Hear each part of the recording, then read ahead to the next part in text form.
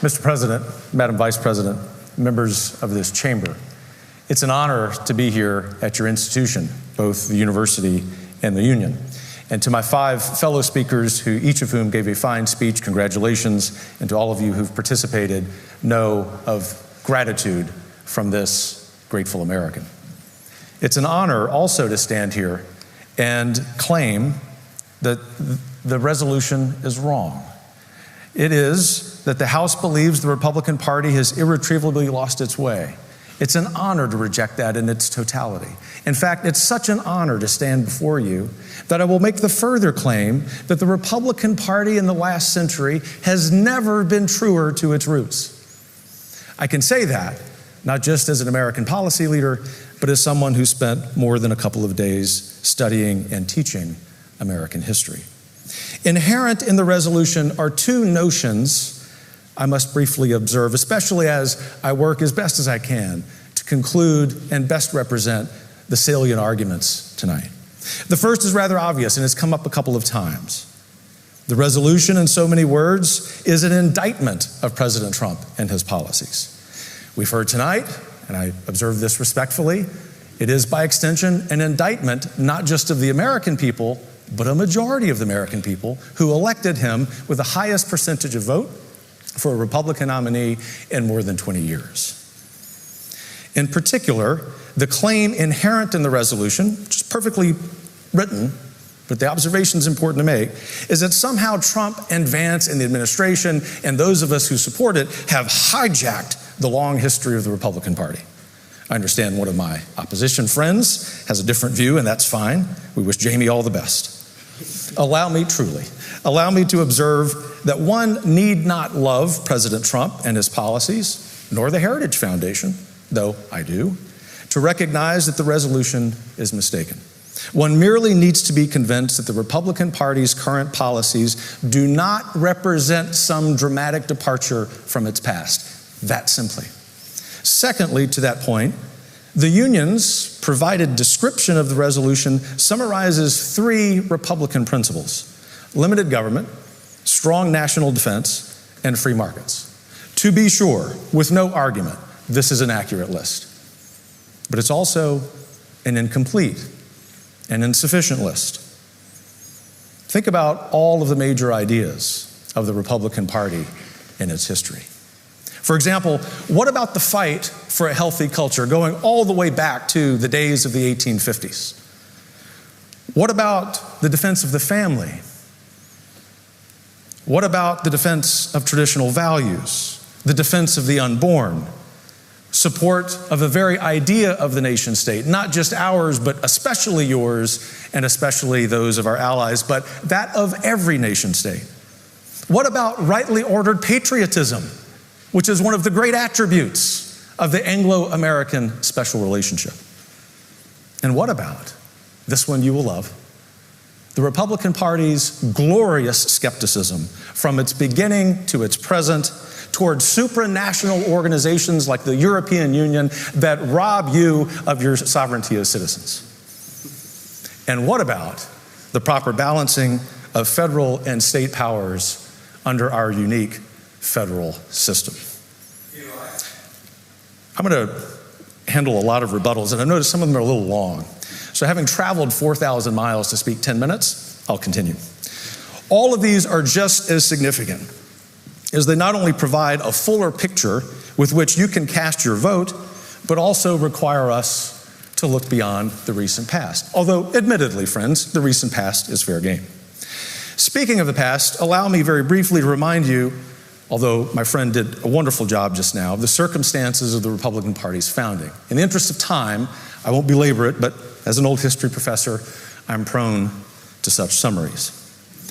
First, yes, the Republican Party, initially called the Kansas Republican Party, or Kansas-Nebraska Party, was founded to stop the expansion of slavery. It wasn't initially anti-slavery, but became so during the Civil War. But the key thing, because you know that well, because you're smart and well-educated, is to look at the first national platform of the Republican Party in the 1856 presidential election. It wrote, "We guarantee liberty of conscience and equality of rights among citizens." It is the Republican Party, obviously, that before the Great Betrayal of 1877, which Republicans then and Democrats had a lot to do with, guaranteed not just the freedom of slaves and not just equal rights, but the right to vote.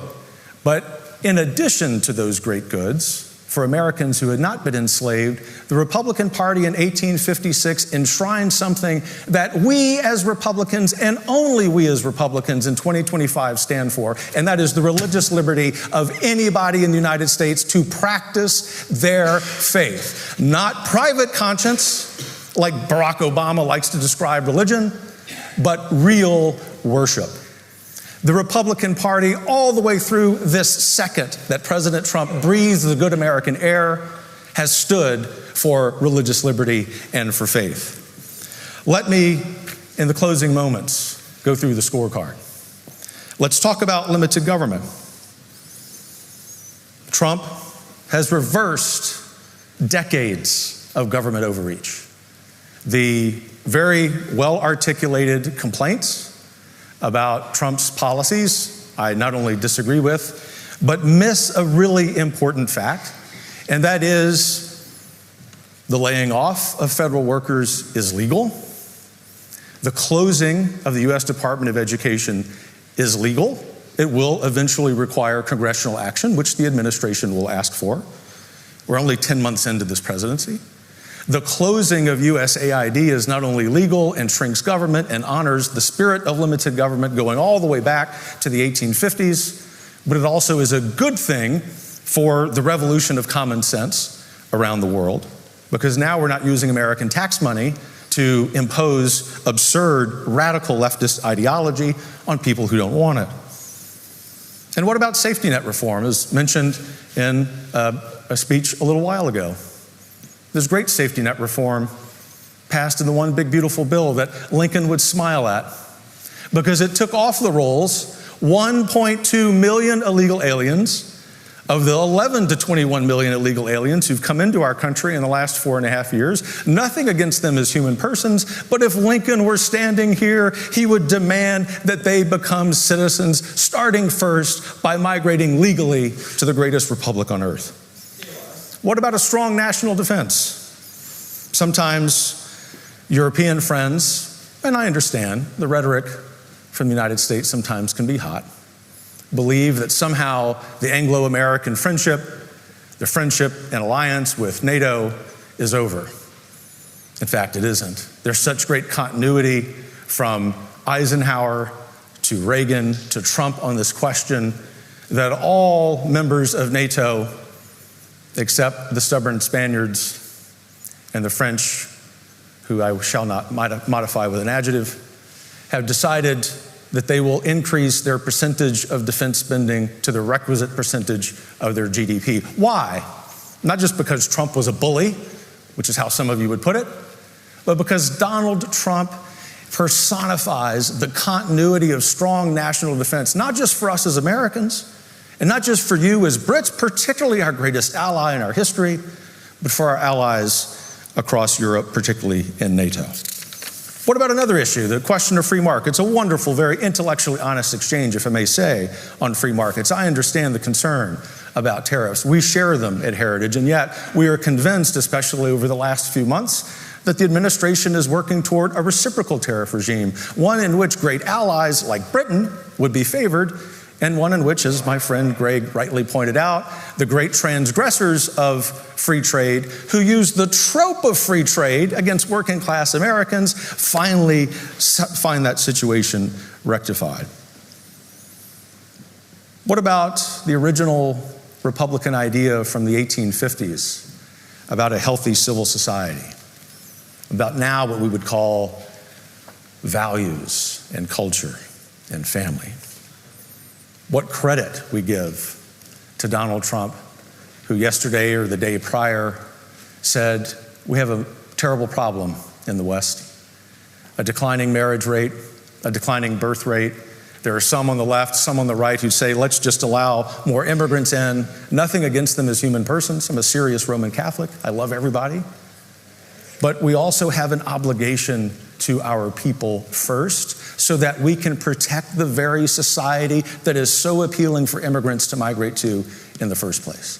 That is the classic Republican Party platform of the 1850s, but particularly in 1860, when one Abraham Lincoln stood and said, "We stand for free soil, free labor, free men." It was his way of saying, as Donald Trump would say today, let's go reignite the American dream and live the golden age. Thank you.